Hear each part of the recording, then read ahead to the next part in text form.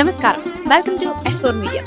కోటప్పకొండ పల్నాడు జిల్లా నరసరావుపేట మండలంలో ఈ పుణ్యక్షేత్రం అయితే కొలువై ఉన్నది.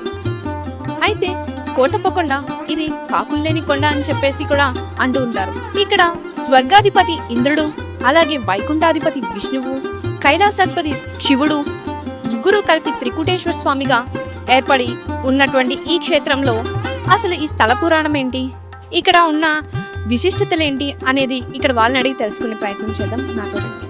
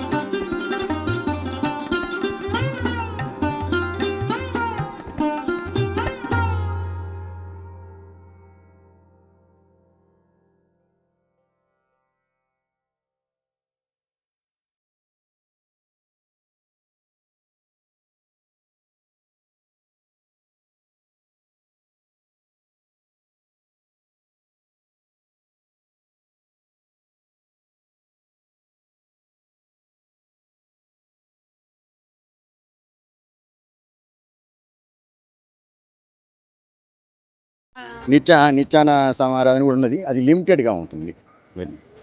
ఇక్కడ కోటప్పకొండ అంటే కార్తీక మాసంలో ఉత్సవాలు తిరణాలు బాగా జరుగుతాయి. చుట్టుపక్కల నుంచి భారీ సంఖ్యలో జనాలు వస్తుంటారని విన్నాము. అవును, ఇక్కడ బాగా తరలి లక్షలాది మంది జనం బాగా వస్తుంటారండి. ఇక్కడ త్రికుటేశ్వర స్వామి గుడిని అయితే మనం దర్శించేసుకున్నాం కదా. ఇప్పుడు కొండపైకి వెళ్ళాలంటే ఈ మెట్ల మార్గం ద్వారానే పైకి వెళ్ళాలి. పైన ఏముందో ఒకసారి మనం చూద్దాం రండి.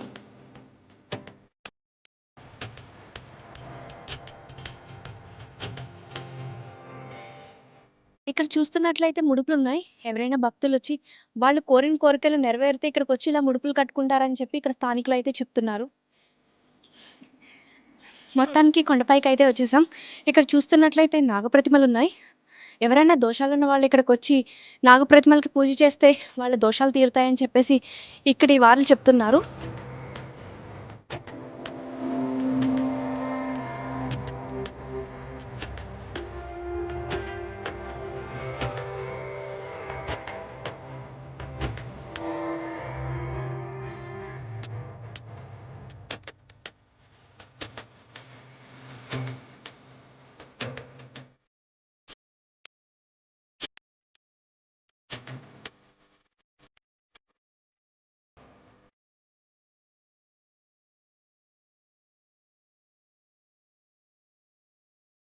అలాగే ఇక్కడ రాళ్ళన్నీ ఉన్నాయి. అసలు వీటి విశిష్టత ఏంటో మాకు తెలియజేస్తారా? ఇక్కడ విశిష్టత ఏంటంటే కింద వినాయకుడు ఉంటాడమ్మా మెట్ల దగ్గర. మామూలుగా ఫస్ట్ అతను దర్శనం చేసుకోవాలి. తర్వాత ఆయన దర్శనం చేసుకోవడం వల్ల అజ్ఞానం నుంచి విజ్ఞానానికి వస్తారు ప్రతి ఒక్కరు. ఎక్కడైనా మొట్టమొదటి స్వామివారిని దర్శనం చేసుకోవడం అంటే ఎవరంటే వినాయకుడిని దర్శనం చేసుకోవాలి. వినాయకుడు ఏంటంటే తొలిదేముడు అతను. అక్కడ నుంచి పైకి 800 మెట్లు ఉంటాయి అమ్మ మామూలుగా. ఆ మెట్లు అలా ఎక్కొస్తే చాలా చాలా మంచిది. ఎవరన్నా మొక్కున్న వాళ్ళైనా మామూలు వాళ్ళైనా నడిచి వస్తే చాలా చాలా మంచిది. ఆ తర్వాత ఆనందవల్లి తులబామ అంటారమ్మ. ఆమె స్వామివారి భక్తురాలమ్మ మామూలుగా. ఆమె స్వామివారి భక్తురాలు కావటం వల్ల ప్రథమ దర్శనం స్వామివారు ఆమెకి ఇచ్చారమ్మ. వినాయకుడిని దర్శనం చేసుకున్న తర్వాత ఆనందవల్లి తులబామని దర్శనం చేసుకోవాలమ్మ. ఆ తర్వాత త్రికోటేశ్వర స్వామి. త్రికోటేశ్వర స్వామి అంటే ఇక్కడ ఈ స్వామి. ఈ స్వామిని దర్శనం చేసుకోవడం వల్ల త్రికోటేశ్వర అంటే 3 అంటే ముగ్గురు మామూలుగా. ఆ త్రికోటేశ్వర స్వామిని దర్శనం చేసుకోవడం వల్ల మళ్ళీ సుబ్రహ్మణ్య స్వామి అమ్మాయి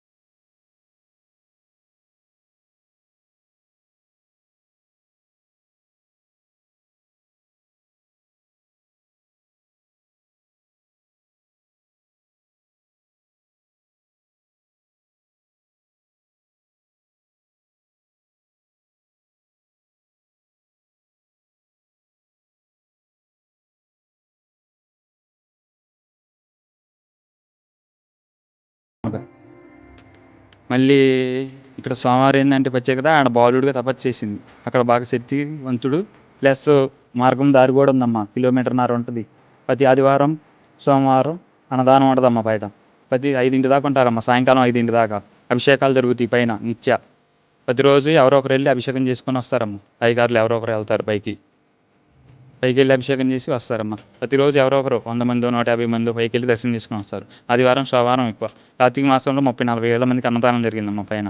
మొన్న శివరాత్రి అప్పుడు కూడా 30-40 వేల మందికి అన్నదానం జరిగిందమ్మ. 10 రోజులు 10 రోజుల నుంచి స్టార్ట్ చేస్తారయ్యా. అన్నదానం బాగా జరిగింది. అనుకున్న పని ఎక్కడైనా సరే, కింద అనుకున్నా గొల్లబావం కాడుకున్నా ప్రథమ ఏదైనా కోరిక చెప్పుకోవాలంటే నాయకుడి కాడ చెప్పుకొని తర్వాత అమ్మవారి కాడ చెప్పుకోవాలమ్మ.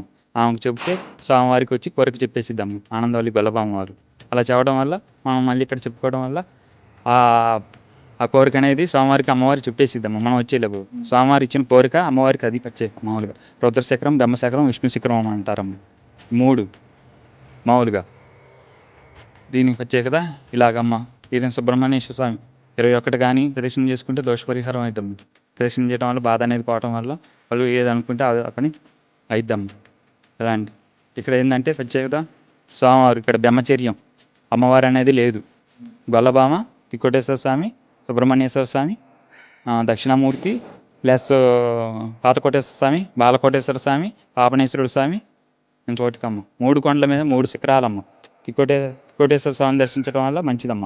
సుబ్రహ్మణ్యేశ్వర స్వామి, బాలకోటేశ్వర స్వామి, పాతకోటేశ్వర స్వామి అని అంటారమ్మ. 2 పాతకోటేశ్వర స్వామి అంటారు, బాలకోటేశ్వర స్వామి అంటారు, పాపనేశ్వర స్వామి అంటారు. ఇలా వరుసగా దర్శించుకోవడం వల్ల అనారోగ్యం పోయి ఆరోగ్యం అంటారు. మంచి స్థాయిలోకి వస్తారమ్మ ఎవరైనా. మరి ఇది కొండ మార్గం కదండి. అయితే చాలా మంది భక్తులు చాలా దూరం నుంచి వస్తూ ఉంటారు కదా. మరి వర్షాలు అవి పడుతూ ఉంటాయి. ఇది వెళ్ళే మార్గం బాగుంటుందా? ఒక కిలోమీటర్న్నర కూడా ఉండదు. ఇటు బారుకి స్ట్రైట్గా వెళ్ళిపోవచ్చు అయ్యా.